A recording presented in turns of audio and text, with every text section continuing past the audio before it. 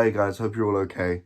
Welcome to the third part of the Doctor Who video. We're going to be covering three more Doctors in this video, and then in the A we'll cover a couple more, and then in the fifth and final video I will cover my favourite Doctor and do like a bit of a sort of like a serenade to my favourite Doctor, because I feel like he deserves a whole 20 minutes to himself.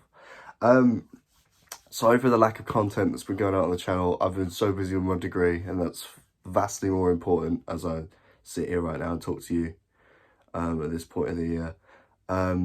So I will, I'm still doing this. I've just literally been slammed with my degree, and that comes first, sadly. But I will try and get this part of the list out, the next part of the list out, and the final part of the list out, hopefully in the next 3 weeks. So that'll be done.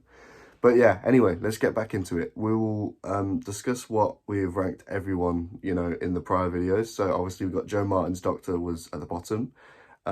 Peter Davison and Colin Baker. John Hurt. Then we've got Jodie. John Pertwee. And William Hartnell, as you can see up there. So this is going to kick off the B tier, and I've actually like changed the list as I've made it, because as I've gone through, like, some of the picks that I've made, I will change next year when I redo this, and it will be a lot of a shorter video. I think I'll just go over if people have mood or not. There's going to be some changes, 100%.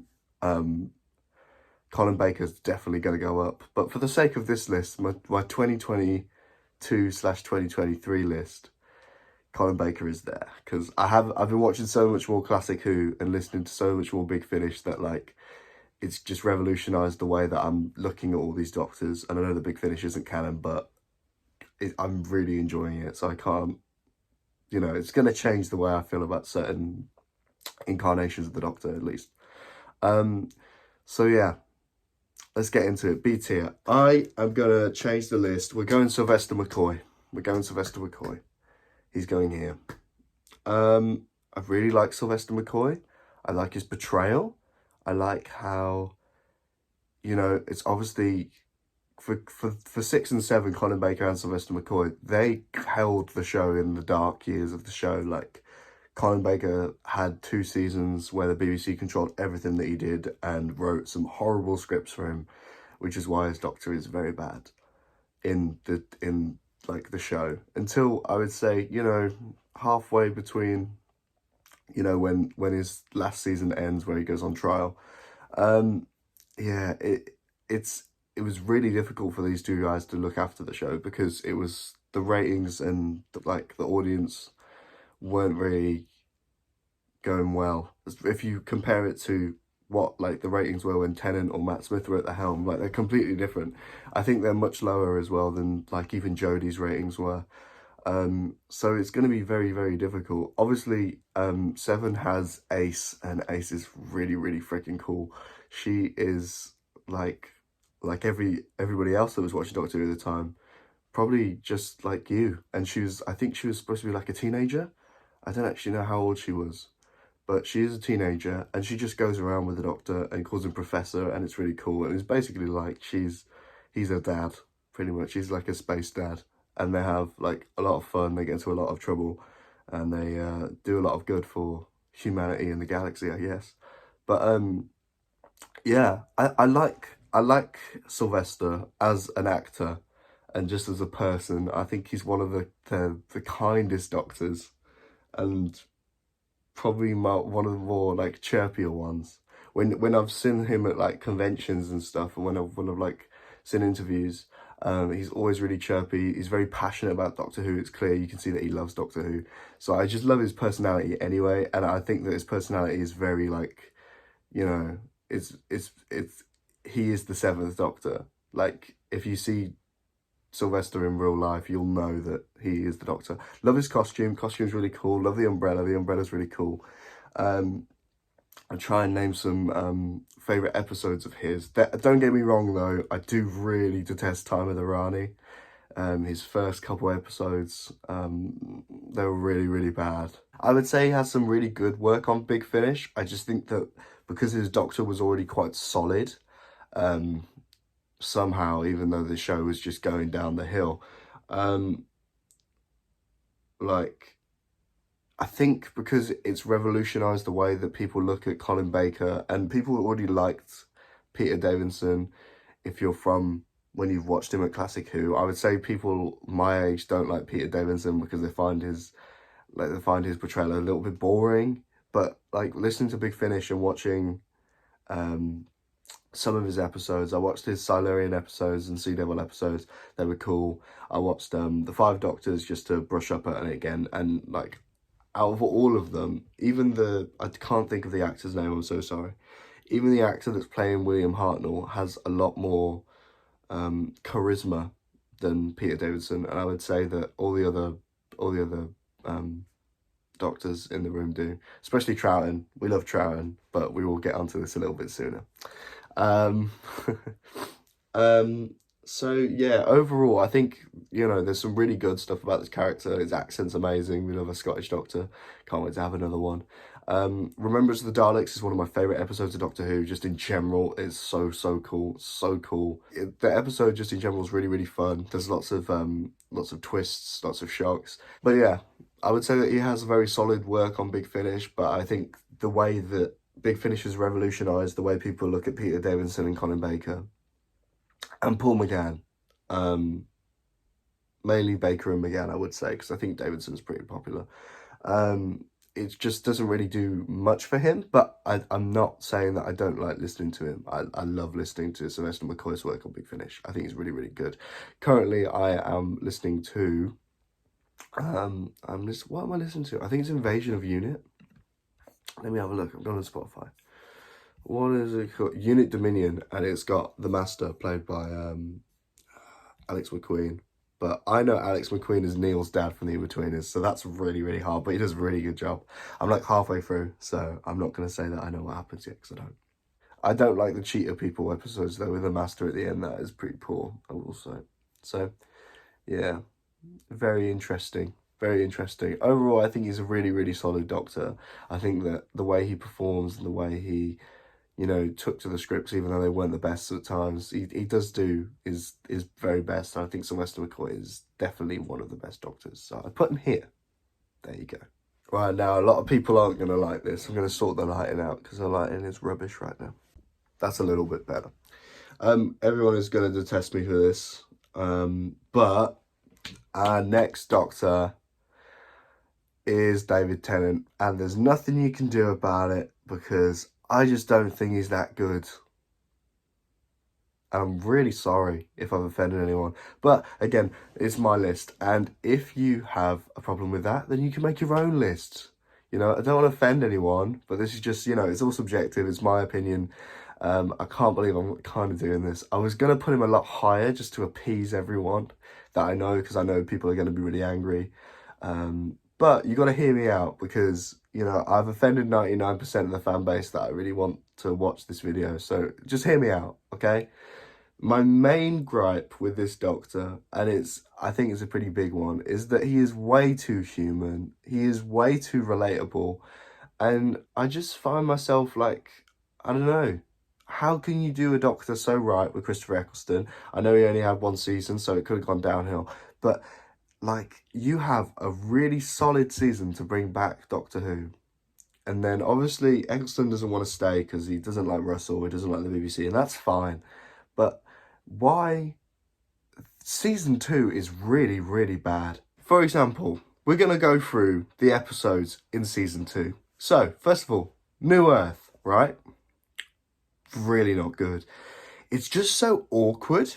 It's just a really awkward episode to have as your sort of introduction to this new Doctor after obviously the Christmas special. But like, it is really weird to have your first Doctor story be one with a weird bit of skin and the face of Bo and the weird cat people and the nurses, and like, it is weird, okay? Tooth and Claw, solid. Really like Tooth and Claw. I think the CGI doesn't really hold up, but, you know, it was 2007, 2008? It was, you know, a long time ago. So Tooth and Claw's okay, well, by my accounts. Probably one of the best ones in there. School Reunion. That's good. It's okay. Well, okay. I would say that it's a good episode, and looking back, it's a good episode. But I would say it's only because of Sarah Jane and Billy Piper having that. They don't like each other. Um, Sarah and Rose don't get on, and also the Doctor is like.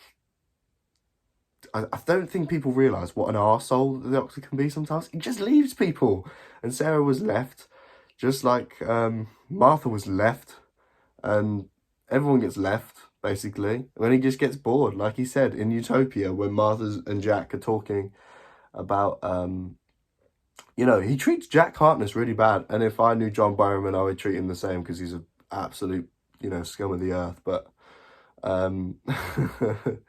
the character, Jack, gets treated quite badly.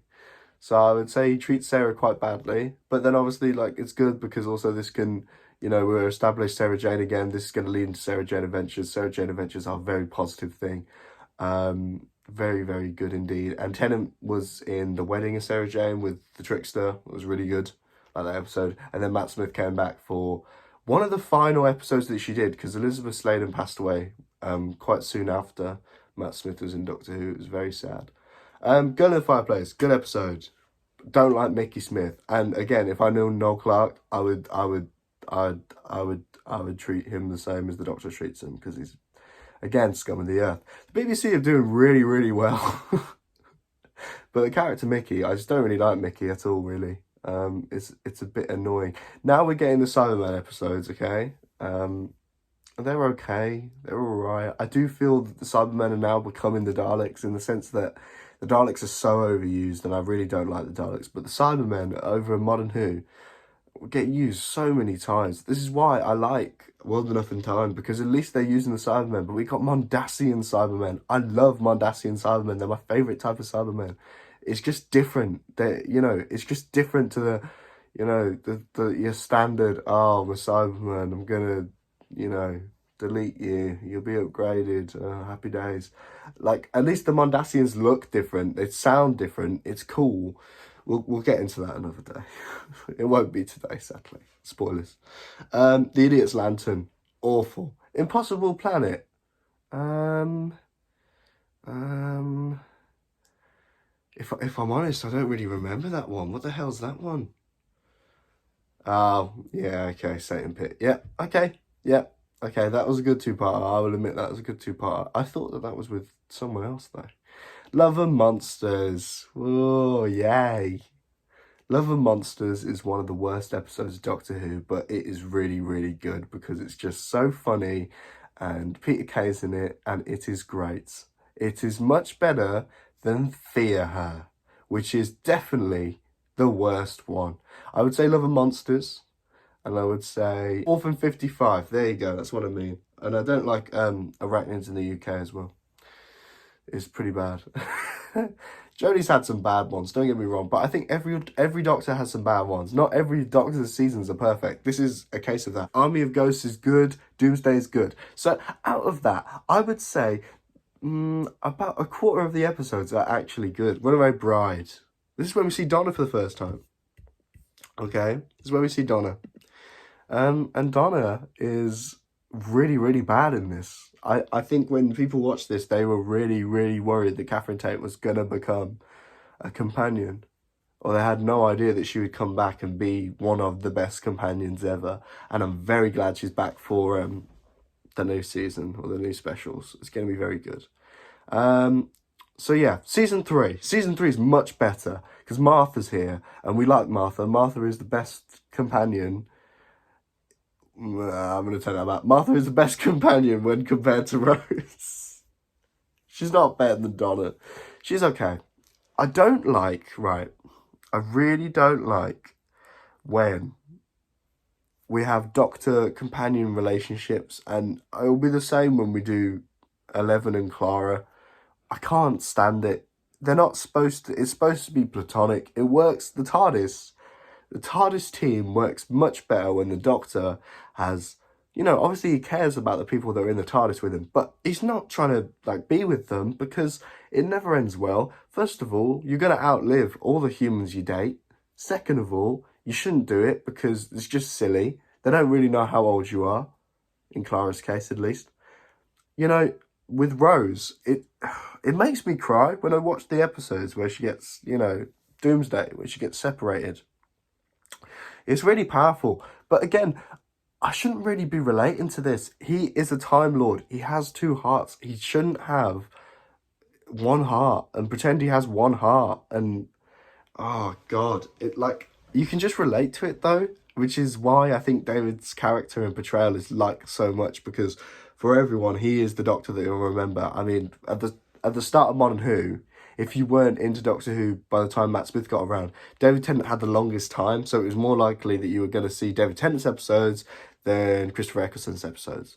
And then obviously Matt did 3 as well. So it, like, he is the Doctor for a lot of people my age, and he's just too human for me, and I can't really let that go. And then the fact that you've done a romantic plot line for the whole of series 2, and then you've gone on to series 3, and now we're making like Martha, who is an incredibly capable, you know, Doctor. She's got a lot going for her. She is just like pining for love and affection off the Doctor, and it's like, oh God. But there are some really good episodes in this season. Apart from Daleks in Manhattan, as I've just seen. Smith and Jones, great. Shakespeare Code, really good. I really like that one. And it's really funny when they're both in the bedroom and like she's just like, ugh. And yeah, it's really funny. Lazarus Experiment, yeah, that's okay. 42, good. Human Nature, amazing. Family of Blood, yes. Blink, obviously one of the best episodes of Modern Who ever. Utopia, when we meet the Master again. Derek Jacobi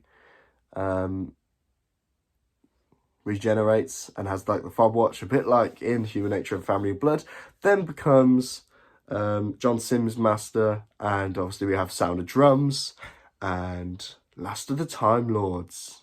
Boom. The special is Voyage of the Damned. Voyage of the Damned is really, really bad, and we let that go because it's a Christmas special. I do think this happens for all of Doctor Who, but you're telling me that that's a good special. I'm really concerned, because it is not. I don't know. I really don't know. There's just something about it I don't like. I don't really like Kylie in it. I think she does good, but Voyage of the Damned is the most watched episode of Doctor Who ever because it has Kylie in it when she was in her prime. Like, I would say. She was obviously in her prime when she was younger and, like, properly singing. But, you know, a lot of people would have tuned in for that because it's like, oh my God, David Tennant, everyone's favourite Doctor. Because I think when the show got revived, a lot of people that watched the old show would have watched the new one. And they'll be in the same age demographic. And they'll obviously know who Kylie is. And Kylie acted on Neighbours, so it's not like she hasn't acted before. She is okay. She's all right. She's good. It's just another one of those things where she's like, oh, I really want to come with you and travel with you. And then she dies, so she can't do that. Spoiler alert, sorry guys. But yeah, a lot of people die. A lot of people die when you don't expect it. And it's just a bit, I don't know. If it wasn't a Christmas special, I think personally we wouldn't let it slide. So anyway, season 3, is much more solid than season 2. Season 4. Oh, this is where we get to the good stuff. We get to the good stuff now. Partners in Crime. Yeah. Because that's with the adipose. Fires of Pompeii. Yes. We get Peter Capaldi. Yes, in Doctor Who. Planet of the Ood is really good. I like that one. Sontaran Stratagem. That is good. We see Martha again. That's interesting. Obviously, it's a 2-parter with the Poison Sky. Doctor's Daughter with Jenny, which is actually David Tennant's wife. It's pretty interesting. I don't really like that one, to be honest. I just think it's just a bit of a filler episode. I know that obviously Jenny is an important character in some, like, for that episode, but I don't really like it that much. Unicorn and the Wasp I do like, though. I do think that's really, really fun. Silence in the Library. Yeah. Oh, so good. Forest of the Dead as well. Really, really good. Vashta Narada is really, really cool. Midnight. Oh.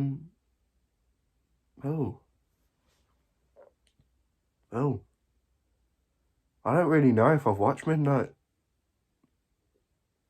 Okay, moving on. Turn Left, really, really good. Stolen Earth, really, really good. And, you know, we just get some really good episodes from here. Journey's End is what caps it all off. And it's a bit like the Infinity War of this Doctor, and everyone's here. Everyone's having a great time.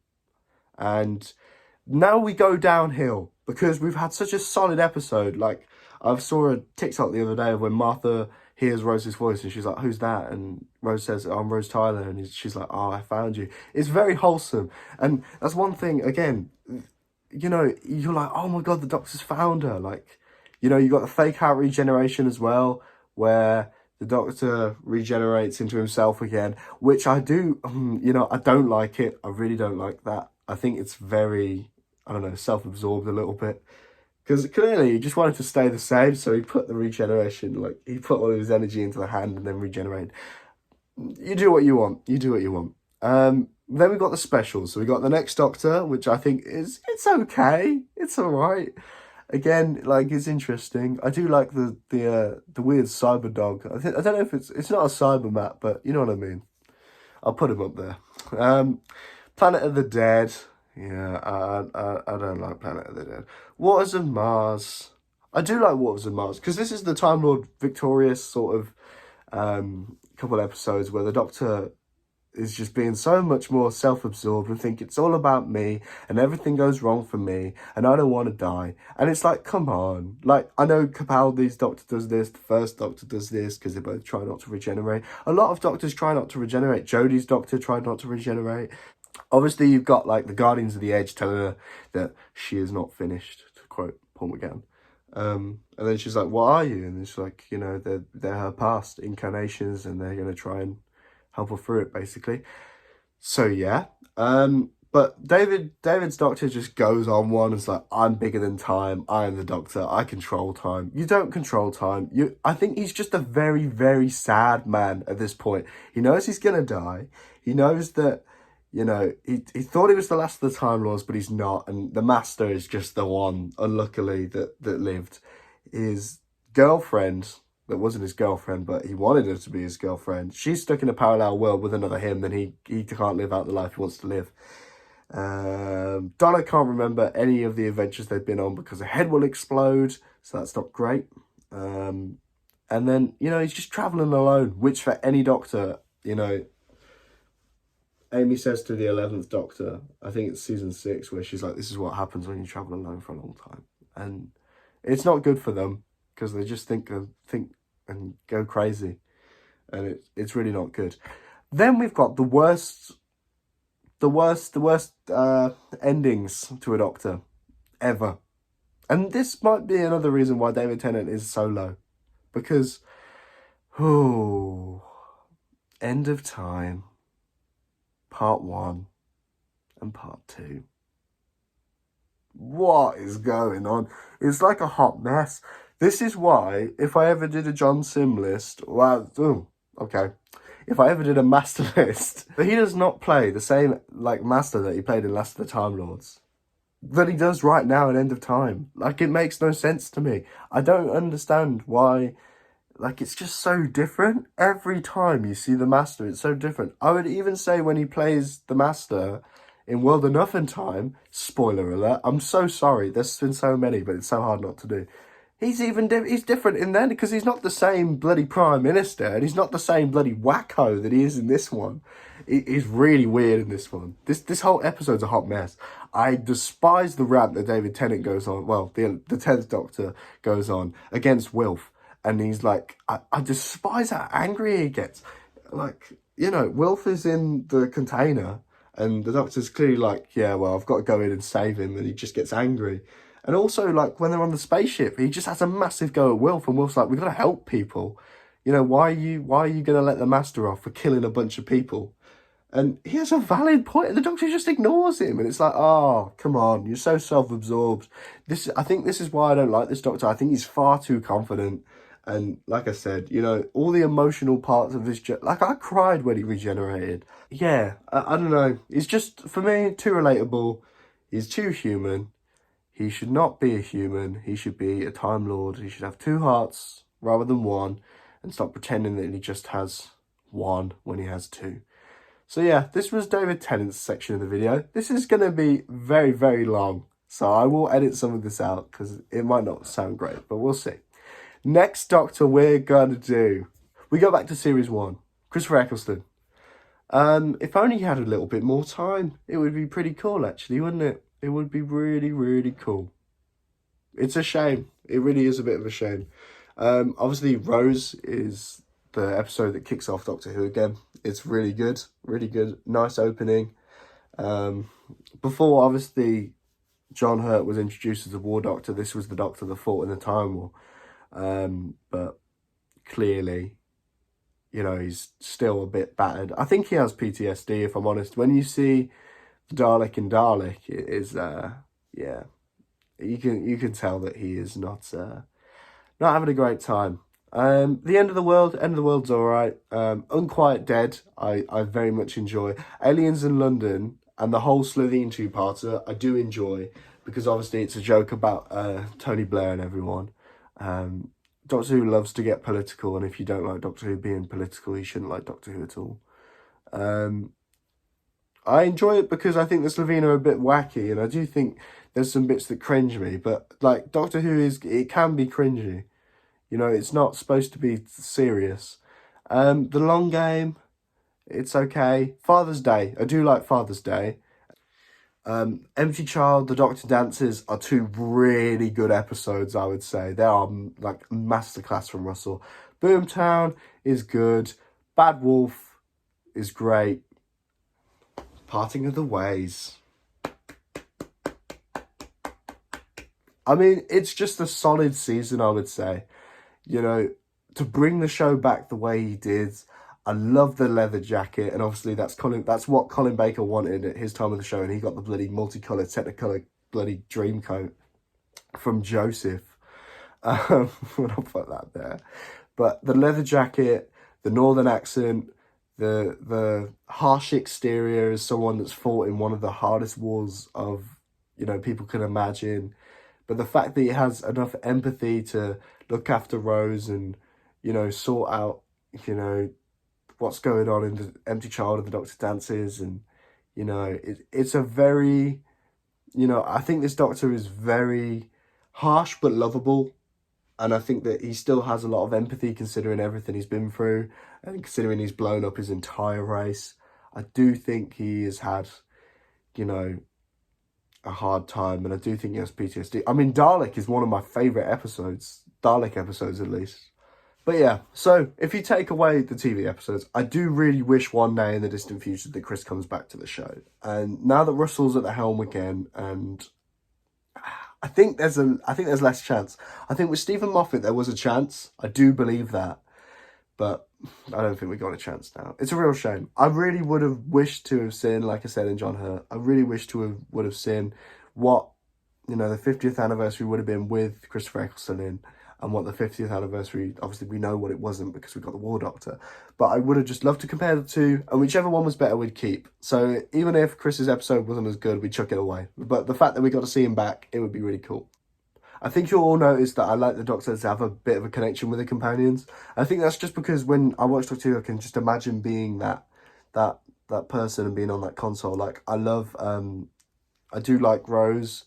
I do like, you know, Donna. I just like normal people being in there. Not like, you know, Captain Jack. I don't really like Captain Jack, if I'm honest. And that's even before the John Barrowman thing. And I know that you've got to put, you know, you've got to put the actors separate to the performance, but I don't know, something always about John Barrowman, whatever he's in, I just never liked him even before the weird allegations and stuff, and like, it's, you know, well, I don't even think they're allegations. I've heard a lot of that stuff before, and I've told a lot of people that before, and no one really believed me, and then it came out, so, you know, it's interesting. Yeah, I remember being told like a couple of years back, and I was just like, what, really? And to me, it was Captain Jack Harkness at the time, and I was like, what? But anyway, let's ignore that.